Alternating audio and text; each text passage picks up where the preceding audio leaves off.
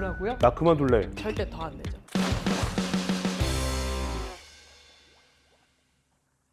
일반인 강습을 했잖아요. 엘리트를 지도할 때랑 일반인들을 지도할 때랑 가장 큰 차이점이 뭐예요? 요즘 친구들은 아무래도 이제 부모님들 교육 방식이 너가 하고 싶으면 해, 하기 싫으면 하지 마. 좀 자율성을 많이 주는? 아이들은 아무래도 하기 싫어도 억지로 시켜야 돼요. 그런 부분이 되게 힘들죠. 얘가 하기 싫은데 하기 싫은 티로 얼굴을 팍팍 내. 억지로 어떻게든 얘를 최대한으로 끌어올릴 수 있게 막 다독여도 주고 우쭈쭈도 해주고 막 혼도 내고 막 이런 많은 감정을 다 쏟아야 되는데 성인분들은 본인 시간과 본인 돈을 투자해서 내가 배우고 싶으니까 오는 분들이에요. 가르쳐주는 부분에 있어서 환호도 좋고 경청도 많이 해주고 본인들이 되게 열심히 하려고 하고 이런 부분이 완전 정반대니까 성인분들이 솔직히 가르치는 마음은 너무 편하죠. 운동선수는 과정도 중요하지만 결과란 걸 보여줘야 되잖아요. 하지만 일반 체육은 본인만 만족하면 되는 게 있으니까 테크닉이나 그런 걸 지도할 때도 분명히 차이점이 있을 거예요. 일반인들 지도할 때는 좀 세세하게 설명을 해줘야 되는 부분이 있는데 예시가 있을까요? 선수들은 아무래도 전문 용어를 쓰잖아요. 너 캐치할 때 막 물 새니까 막 밖으로 빠지니까 안으로 당겨 막 이런 식으로 하는데 성인들한테 그렇게 가르치면 뭐야? 약간 이런 선수 생활을 오래 했다가 그만두고 성인 가르치는 친구들 보면은 진짜 못 가르쳐요. 왜냐면 전문 용어를 막 써요. 이분은 막 한 팔 접은 겨우 하는데 갈 때 저병으로 가시고요. 올 때 배영으로 오시는데 골피키 몇 개 차시고 뭐야? 약간 이런 표정이 나온단 말이에요. 근데 이제 성인분들은 대신 UR을 가르친다고 생각하고 갈 때는 한 팔 저병을 하실 건데요. 호흡을 우리가 앞으로 하실 거고요. 올 때는 한 팔 배영을 하실 건데 발을 만세가 아니고 차렷 자세로 놓고 한 팔 배영을 하실 겁니다. 라고 아주 정확하고 명료하고 정말 UR을 거의 가르친다는 생각으로 천천히 가르쳐 주셔야 돼요. 그걸 이해를 못 하진 않아요. 성인분들이니까 당연히 머리는 더 뛰어나잖아요. 아이들에 비해서. 근데 이게 환경적인 요소가 있어서 그런지 물에만 들어오면 다들 뭐라고요? 약간 이렇게 생겨요. 몸을 또 써야 되는 부분이 있다 보니까 그렇게 지도를 하면서 또 많이 배우지 않아요? 엄청 배우죠. 그렇죠. 일반 분들도 나이가 20대 일반 분이 있고 나이가 좀 있으신 그렇죠. 일반 분들이 있어요. 근데 이분들이 수영을 접근할 때 다르게 접근을 해야 된다는 저는 좀 개인적인 생각이 있거든요. 어떤 차이로 접근을 좀 해야 될까요? 젊으신 분들은 수영을 함으로써 뭔가 조금 운동을 한다라는 그런 개념이 강한데 이제 50대에서 60대 정도 이제 다다르신 분들은 건강이 안 좋아서 오시는 분들이 정말 많아요. 그렇기 때문에 재활 그런 느낌으로 그렇게 막 엄청 젊은 분들은 좀 헉헉거리고 좀 나이가 있으신 분들은 그렇게 시키나? 또 그 다음부터 절대 안 나오실 거예요. 그런 확률이 너무 높기 때문에 성인분들은 꼼꼼하게 어떠세요? 이렇게 좀 질문을 해드리고 아 제가 근데 허리가 아파서 수영 왔어요 하면은 이렇게 시켜보고 아 근데 이 부분은 허리가 좀 아플 수가 있으니 갔다 와서 혹시 허리가 많이 아프면 꼭 말씀을 해주세요 하고 아니면 하고 나서 괜찮으세요 이렇게 좀 더 소통을 많이 해줘야 되는 신경을 조금 더 한 번이라도 더 써주고 코치 말고 강사로서 이제 수영을 가르칠 때 어려운 점이 있잖아요. 그러니까 세대 간에 약간 차이점이 많은 것 같아요. 젊은 분들은 뭐 시키면 예, 할게요 하다가 이거 안 되는데 왜 안 돼요? 막 이렇게 물어보는데 좀 나이가 있으신 분들은 돈 주고 오셨는데도 귀찮을까봐 질문을 많이 안 하시는 게 있었어요. 배우실 때 세대 간의 어떤 차이점이 있나요? 젊은 분들은 웬만하면 앞쪽에 좀 쓰시다 보니까 설명을 할 때 저희가 다 올 때까지 못 기다리잖아요. 그럼 하고 뒤에 분들은 조금 더 천천히 따로 설명을 조금 더 해드리고 그러니까 한 번 갔다 올 때 조금 더 신경을 써드리는 것 같아요. 나 때문에 뭐 젊은 친구들이 폐해될까봐 이런 얘기도 되게 많이 하시잖아요. 아니 왜 그렇게 생각하시냐고 막 이러면서 그리고 더 응원도 많이 해드리고 칭찬도 많이 해드리고 그런 분들도 이제 어쨌든 자기가 운동하고 싶어서 오신 거니까 한 번씩만 더 신경만 써주셔도 조금 더 꾸준하게 하실 수 있지 않을까. 난 수영을 배우고 있는데 내가 너무 못해 그 안에서 그래서 막 민폐일까봐 그것 때문에 그만두려고 하시는 분들도 꽤 있잖아요. 꽤 있죠. 그러지 말고 돈 냈는데 그냥 거기서 즐기면 되는데 자꾸 본인하고 저 잘하는 어떤 젊은 맞아. 여자하고 자꾸 비교를 하세요. 젊은 여자는 너무 잘하는데 나는 왜 못해? 그러면 제가 농담으로 나이가 틀리잖아요. 저도 그냥 솔직하게 그게 폄하? 그게 아니라 아니 당연히 쟤네들은 뭘 해도 하는 애들이고요. 나이가 있으시면 습득력이 떨어질 수밖에 없는데 그것까지 고려해서 그냥 즐기면 되지 왜 자꾸 저 젊은 여자 때문에 스트레스를 받아가지고 나중에는 나 그만둘래 라고 하신 분들 꽤 있잖아요. 저는 그럴 때 그냥 그 얘기예요. 선수하실 거예요?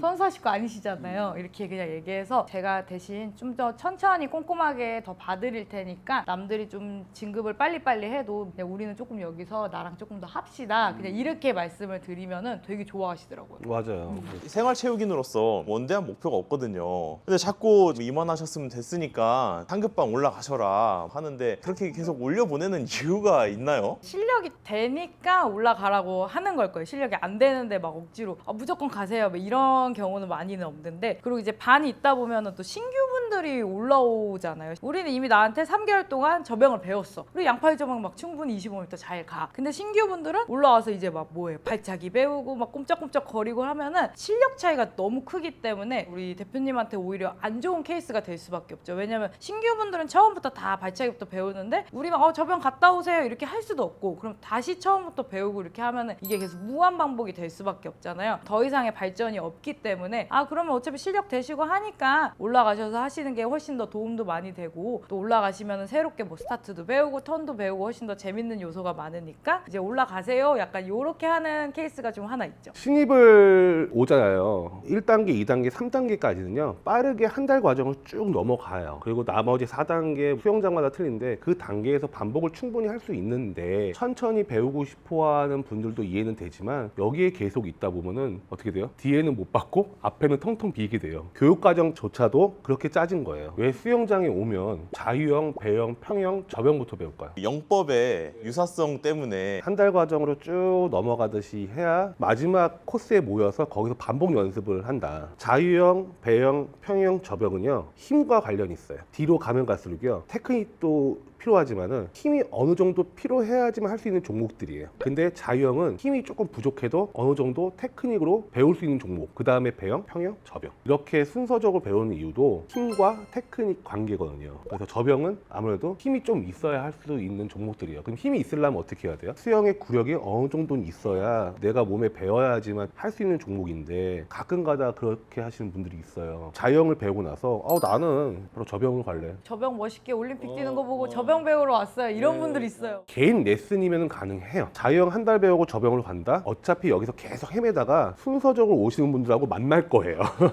비효율적이죠, 솔직히. 저처럼 이제 수영장을 운영하는 사람들 입장이지만 교육까지 끝나면 넘어가는 게 좋다. 그런데 보통 수영장에서 짜는 커리큘럼이 있잖아요. 얼마만큼의 간격으로 진급을 하는 게 맞을까요? 그냥 뭐 호흡 배우고 자유형 팔 돌리기 배운다, 이거는 단체 강습은 한 달로 무조건 진행을 하잖아요. 그러면 한 달 정도 배웠어. 그러면 자유형, 배영 그 다음도 이제 한 달에서 평균적으로 난 조금 너무 안 되는 것 같은데 2달 정도 이제 끌 수 있고, 그건 솔직히 빨리 끝나면 아시다시피 1, 2주면 끝나요. 자유형, 배영도 이제 한 달 정도 배우면 어느 정도 조금 익숙해지는데 배영까지 같이 나가려면 2달 정도는 생각을 하고, 자유형, 배영은 동작이 좀 단순 동작이에요. 근데 평영부터는 이제 스킬이 정확하게 조금 들어가요. 힘도 아무래도 필요하고 스킬적인 부분이 좀 들어가기 때문에 평영부터는 이제 좀 집중해서 하면은 2달에서 3달 정도 잡고 하시다 보면 저병이 진짜 어렵단 말이에요. 평균 3달 정도는 배우시는 게 좋고, 저병을 설명을 해드릴 때 저병만 일단 6개월은 생각하셔야 돼요. 저는 이렇게 말씀을 드려요. 평영은 최소 2달에서 3달 정도는 말씀을 드리긴 하는데 여기서 계속 6개월을 묵혀있을 수는 없어요. 왜냐면 아까 말씀했듯이 여기는 상급반이어도 저병의 기초랑 중간 다리 정도만 배우는 거고, 나머지 3부터 10까지의 레벨이 있으면 올라가서 훈련을 조금 하고 내가 물감 형성도 조금 어느 정도 되고 힘도 어느 정도 붙으면 처음에 했던 내가 드릴 연습 방법을 했어도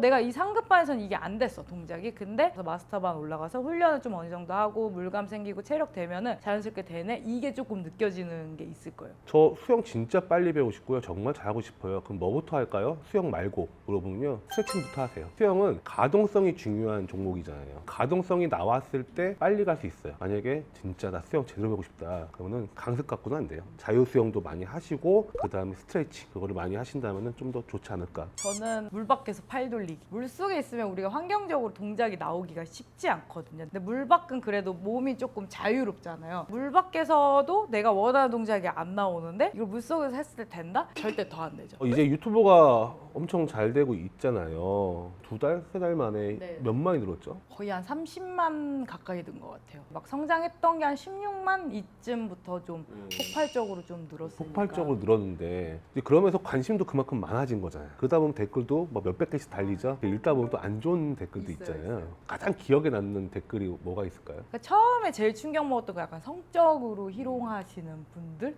이걸 뭐 어떻게 대처해야 될까 하는데 성적으로 희롱이 너무 과한 것 같다라고 없다라고 생각이 들면은 저희는 그냥 그건 지워버려요. 이게 저희만 보기가 안 좋은 게 아니라 다른 분들이 보기에도 사실 안 좋은 내용들이 좀 있을 수밖에 없기 때문에 맨 처음 유튜브 시작했을 때는 같이 싸웠어요. 나와 얼굴 보고 그런 얘기 할 수 있어 막 이런 정도로 싸웠는데 지금 생각하면 솔직히 가치가 없죠. 제가 그런 댓글 때문에 스트레스를 받아하고 속상해하고 이런 사람 막 만나려고 막 시간을 내고 이런 가치가 없다라는 판단이 이제 어느 정도 들기 때문에. 그럼 반대로 아 유튜브 하기 참 잘했다 할 정도로 좋은 댓글도 있잖아요. 수영 강좌의 영상을 다루기 때문에 이 영상을 보고 도움이 너무 많이 됐어요. 그리고 막 몰랐던 부분인데 너무 심플하게 설명을 잘해줘서 해결이 너무 한 번에 된 것 같아요. 아니면 퀄리티가 너무 좋아요. 이런 부분에 대해서 아 진짜 이거 조금 더 신경을 써서 우리가 좀 열심히 해야 되겠다라는 생각이 조금 들죠. 누군가를 가르치는 직업은 다만 공통점이 있을 거예요. 어마어마한 칭찬보다 도움됐어요. 그 한마디가 가장 좋은 칭찬이고 그것 때문에 어떻게 보면 가르치는 컨텐츠 이제 그걸 이제 하게 되는 거잖아요. 그래도 유튜브를 하다 보면 힘들잖아요. 같이 하시는 분이 영상을 편집해서 올리긴 했는데 그 영상을 하나 올리는데 8개월이 걸렸어요. 그때는 유튜브가 지금처럼 막 엄청나게 흥행을 할 정도는 아니었어서 뭐 영상 편집하는 거 찾아보고 어떻게 해야 되는지 이런 소스가 아예 없었고 저희 주변에도 유튜브 채널을 운영하시는 분들이 거의 없었기 때문에 그 영상을 하나 올리는데 8개월이 걸렸단 말이에요. 근데 심지어 그거를 음원을 잘못 써서 그게 또 막혔더라고요. 이게 너무 무지했던 거죠. 저희가 이제 수중 카메라는 고프로를 주로 쓰는데 그때 당시 고프로가 카메라만 딱 있고 화면이 없었을 때여서 그냥 어떻게 찍었거든요. 거의 절반 이상은 날려먹었죠. 사람 반만 나오고 혼자서 물만 찍고 있고 뭐 어떤 구도를 어떻게 찍어야 되는지 이런 걸 몰랐으니까 8개월 정도 걸리긴 했는데 지금 이제 맘먹으면 좀 하루 정도 만에 찍을 수 있기는 하긴 한데 그래도 그 모든 과정을 찍으려면 한 일주일 정도는 거의 소요가 되긴 하죠. 선수 생활 하다가 중간에 지도자 생활을 네. 하고 그 다음에 시작하신 건가요? 아니면 뭐 나중에 시작을 하신 건가요? 선수 생활 끝나고 대학교까지 졸업하고 나서 코치 생활을 하기 직전이요. 아 유튜브를 해야 되겠다라는 생각을 하셨어요? 수영을 잘 했던 못했던 간에 이런 식의 경력이 있었던 사람이고 이런 스타일의 수영을 할 줄 아는 사람이고 티칭 방식이 이렇게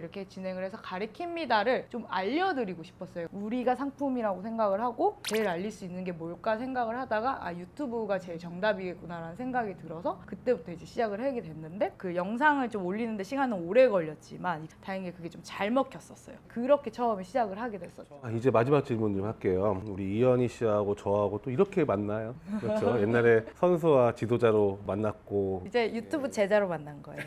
제가 선배. 미래의 이현이 어떤 모습이었으면 좋겠다라는 바람이 있을까요? 선수 그만두게 된 계기도 그렇고 그 미래를 항상 생각을 하고 그리고 뭔가 실천을 계속 해왔었던 거죠. 그렇게 생활을 하다 보니까 목표성이 있어서 조금 좋긴 한데 불안감도 너무 크더라고요. 그래서 저는 이제는 스타일을 바꾼 게 뭐냐면 미래가 없어요. 그래서 현실을 내가 어떻게 사냐에 따라서 내 미래는 항상 언제든지 변할 수 있고 그리고 현실의 상황에 따라서 기회가 오는 상황을 내가 잡을지 못 잡을지 놓칠지에 따라서 내 미래는 언제든 항상 변할 수 있기 때문에 나도 좀 안정적인 가정을 꾸리고 싶고 뭐 이런 심플한 미래 말고 그냥 내 개인적인 이현이로서는 어떻게 내가 더 성장을 할 것인지 발전을 할 것인지에 대한 딱 큰 틀을 그리지 않고 그냥 기대를 하면서 산다 이 정도? 오늘이 가장 중요한 날인 거죠. 어제보다 발전되는 모습, 네. 오늘처럼만 살겠다라는 말씀이신 거죠. 이현희 씨하고 저하고 2년도 오랜 시간 됐고 또 이렇게 성장한 모습 그리고 최대 유튜버가 된 모습을 보니까 뭐 부럽기도 하고 대신 저 앞에서 막 어깨 힘주면 안 돼요. 힘을 안 줘도 이미 항상 힘이 들어가 있는 어깨여가지고 그 어깨 더 활용해가지고 더 좋은 유튜브 네. 아니면 훌륭한 사람 됐으면 좋겠다. 나도 노력을 할 테니까 우리 좋은 모습으로 또 네, 뵙시다. 노력하겠습니다. 오늘 여기까지 하겠습니다. 감사합니다. 감사합니다.